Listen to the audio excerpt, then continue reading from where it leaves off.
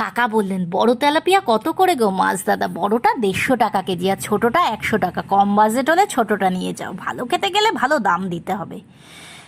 কাকা বললেন, ওজনে কিন্তু মেরো না কাকা, 400 গ্রাম 50 টাকায় দিয়ে দাও। মাছ দাদা, আরে দাদা, এভাবে হলে ব্যবসা ছেড়ে দিতে হবে গো। এই মাছ কি কম টাকায় আসে? এই বৃষ্টি মাথায় নিয়ে কত কষ্ট করে আনতে হয় জানো? কাকা, রাগ করছো কেন দাদা? দরাদরি না করলে কি আর বাজার করা হয়? মাছ দাদা বলছে, রাগ করছি না গো দাদা, কষ্টের কথা বলছি। ওই পাশের দাদাকে জিজ্ঞাসা করো, কত দরদাম করে মাছ আনতে হয় গো আমাদের। একদিন সঙ্গে চলো, বুঝবে লাভ কত থাকে।